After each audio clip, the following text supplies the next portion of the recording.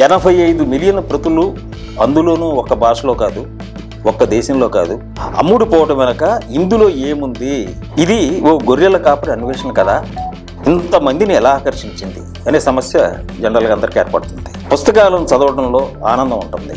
అందుకోసం కేవలం ఆనందం కోసం చదివే వారి సంఖ్య ప్రపంచవ్యాప్తంగా లక్షల్లో కోట్లలో ఉంటుంది. అలాంటి వారి కోసం, కష్టపడిన వారి కోసం ఈ పుస్తకం కాదు. అందుకే నేను అంటున్నా, ఈ పుస్తకం చదవటం అందమైన శ్రమ. ఈ పుస్తకం నిండా పరుచుకున్న అనేక వాక్యాలను అండర్లైన్ చేసుకుంటూ వెళ్ళాను. దాదాపు ప్రతి పుటలోనూ కోకొల్లలుగా ఉన్నాయి. అవన్నీ ఆయా సందర్భాలకు చెందినవి. ఎవరి అనుభూతికి, ఆసక్తికి, ఆలోచన ధోరణికి అవి ఉపకరిస్తాయి.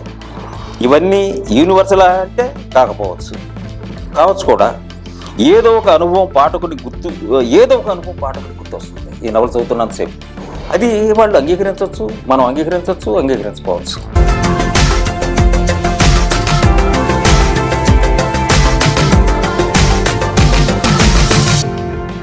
నేను పుస్తకంలో కంటే నా గొర్రెల దగ్గర ఎక్కువ నేర్చుకుంటానంటాడు శాంటియాగో. శాంటియాగో పెద్ద రీడర్, పుస్తకాలు. శాంటియాగో ఒక అద్భుతమైనటువంటి రీడర్, అనేక పుస్తకాలు చదివేది. అతను చెప్పిన అనుభవం, నేను పుస్తకాల కంటే నా గొర్రెల దగ్గర ఎక్కువ నేర్చుకున్నానంటాడు ఒక చోట. అతని జీవిత పరమార్థం ప్రయాణం చేయటమే. తను లాటిన్, స్పానిష్, ధర్మశాస్త్రం చదివాడు, కానీ ఈ ప్రపంచాన్ని గురించి తెలుసుకోవాలనేది చిన్ననాటి నుంచి అతని కోరిక. మనలో గొర్రెల కాపర్లు మాత్రమే ప్రయాణం చేస్తారంటాడు తండ్రి.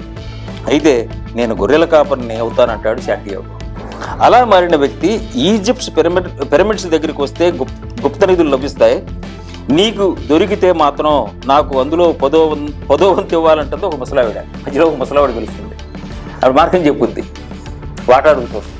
30 వంతు వాటా అవుతుంది. మనకి సినిమాలు చాలా గుర్తొస్తాయి. మనం చూసినాక వెళ్ళే ఆ ప్లాన్ 4 భాగాలుగా దీన్ని తరహో దగ్గర పెట్టడం, ఇవన్నీ కలపడం, బెకన్నాస్ గోల్డ్ కానీ ఇంకోటి కానీ తెలుగులో కూడా కృష్ణ గారి సినిమాలు చాలా వచ్చినాయి. ఏది ఈ బంగారము, ఈ అన్వేషణలో, అలాగే నవలు కానీ ఇవన్నీ. అప్పుడు దానికి ఉంది ఆవిడ కథ గురించి తెలుసుకోవాలి. అది ఆమె కళ. ఏది పిరమిడ్స్ దగ్గరికి వెళ్ళేది అనేది ఆవిడ కళ వస్తుంటుంది. ఆ కళలో నేను కళలకు అర్థం మాత్రమే చెప్పగలను, వాటిని యథార్థం చేయటం నాకు తెలియదు అంటుంది. ఆ కళకు అర్థం చెప్పుద్ది, ఇక్కడ ఉంది, కానీ ఆవిడ వెళ్ళదు అన్వేషణకి. ఇంకోళ్ళు ఇది అర్థం చెప్పగలను అంటుంది. వాటిని యథార్థం చేయటం నాకు తెలియదు. ఆ కళలో ఆమెకు నిధులు ఎక్కడ ఉన్నాయో చూపించే సమయానికి మెలకు వస్తుంది.